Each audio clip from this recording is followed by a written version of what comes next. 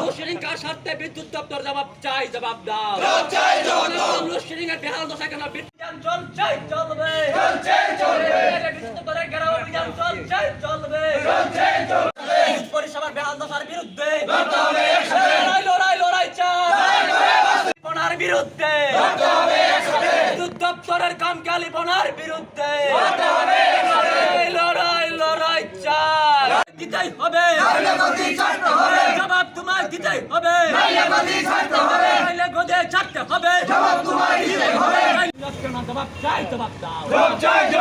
Load shedding কার স্বার্থে বিদ্যুৎ দপ্তর জবাব চাই, জবাব দাও। লোডশেডিং হচ্ছে না, বিদ্যুৎ দপ্তর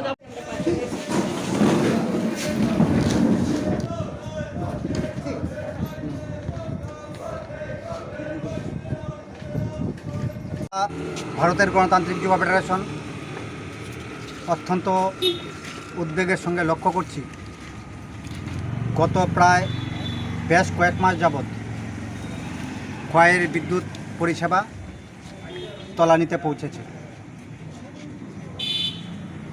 ঘন ঘন লোডশেডিংয়ের মধ্য দিয়ে মানুষের জীবনযন্ত্রকে আরও বাড়িয়ে তুলবার চেষ্টা করছে। বিদ্যুৎ দপ্তরের এবং রাজ্যের বিদ্যুৎ মন্ত্রীর অবহেলার কারণেই এ রাজ্যের মধ্যে বিদ্যুৎ পরিষেবা ব্যাহত হচ্ছে বলে আমরা মনে করছি। রুটিন কোনো চেক আপ নেই রাজ্যের বিদ্যুৎ দপ্তরের মন্ত্রীর পক্ষ থেকে। এছাড়া প্রয়োজনীয় যে বিদ্যুৎ যন্ত্রপাতি দপ্তরকে দিয়ে সাহায্য করবার জন্য যে উদ্যোগ গ্রহণ করা দরকার রাজ্য সরকারের পক্ষ থেকে, এটাও হচ্ছে না। পাশাপাশি এক শ্রেণীর প্রশাসনিক কর্তা ব্যক্তিদের নিজস্ব মর্জি মাফিক মতো এই বিদ্যুৎ দপ্তর চলছে, যার ফলে সামান্য একটু বৃষ্টি হলেই আমাদের খোয়াই শহর এবং শহরতলি এলাকায় বিদ্যুৎ সংযোগ ছিন্ন হচ্ছে।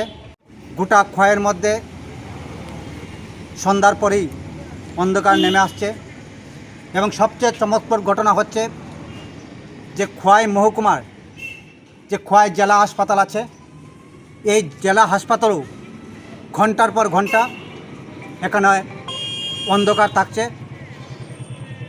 যখন রুগীরা আসছে তাদের জন্য প্রয়োজনীয় কোনো পরিষেবা এই হাসপাতালে চিকিৎসকরা দিতে পারছে না, একমাত্র বিদ্যুতের কারণে। আমাদের খোয়াইয়ে যে পানীয় জল সরবরাহ কেন্দ্রগুলো আছে, বিদ্যুৎ পরিষেবা ব্যাঘাত ঘটানোর জন্য মানুষের বাড়িতে বাড়িতে পানীয় জল পৌঁছাচ্ছে না সময় মতো, এবং প্রতিদিন 15 মিনিট থেকে 25 মিনিটের জন্য সব জায়গায় না হলে কিছু কিছু জায়গায় আমাদের খোয়াই শহর এবং শহরতলি এলাকায় পানীয় জল পড়ছে। চরম ব্যর্থতা চলছে এই রাজ্যের মধ্যে, চরম নৈরাজ্য।